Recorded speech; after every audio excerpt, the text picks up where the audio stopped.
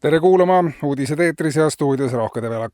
Päästeamet annab teada, et ohuteavituse terviksüsteemi katsetused tõid välja mitu kitsaskohta, et need saavad parandatud ja süsteem hakkab tõrgeteta tööl alates juunikuust. Siis käivitub EE-alarm ja sealhulgas sireenid 22 asulas ja Tallinnas ja selle lähiümbruses iga kord, kui Vabariigi Valitsus koguneb nõupidamisele, kus on plaanis välja kuulutada mõni uus maks või võtta vastu mõni muu rahvale ebavajalik ja kahjulik otsus. Ohuteavituse süsteem on ühendatud otse Stenbocki maja nõupidamiste saaliga, reageeritakse pooleminutilise viivitusega ja siis antakse kogu rahvale tekkinud ohust ka teada. Kõik saavad seejärel koguneda meeleavaldustele, liiga sageli häired ka ei pea andma, maksimaalselt ehk korda 2 nädalas, prognoosib Päästeamet.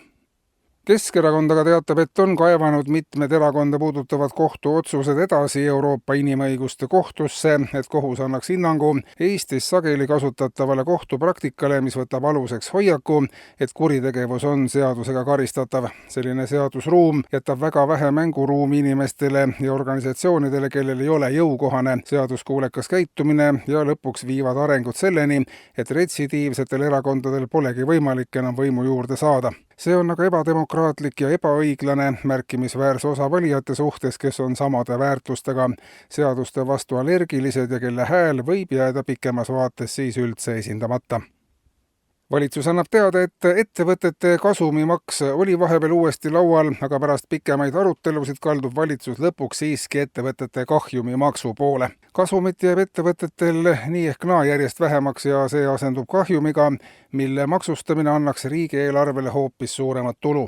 Kui järgmise aasta ettevõtete kogu kahjum õnnestub maksustada 2%, siis annaks see olulise toe eelarvelistele eesmärkidele. Kahjumimaks suurendab ettevõtte kahjumit veelgi, siis on laekumised ka aina kasvavad ja tegemist on riigile kasuliku kahjumispiraaliga.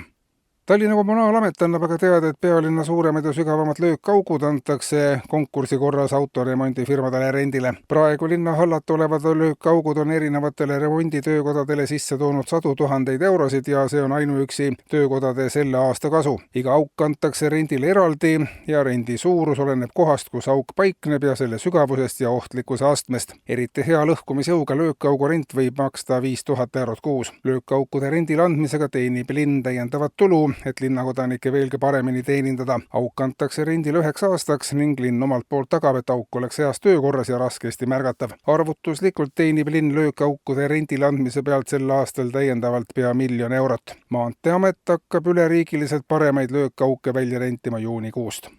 Ja lõpetuseks annab valitsus teada, et eile toimus viimaste aastate ulatuslikem kannatuse katkestus. Kannatus katkes eile kell 19.13 õhtul. Ilma kannatuseta jäi suur osa Ida-Virumaast, Kagu-Eestist ja märkimisväärne osa Harjumaast. Kogu öö kestnud jõupingutuste tulemusena suudeti kannatusega varustamine hommikuks taastada, nii et suurem osa inimesi ei saanud arugi, et neil vahepeal kannatusi ei olnud. Valitsus palub edasiste võimalike kannatuskatkestuste ennetamiseks elanikkonnal kannatust varuda.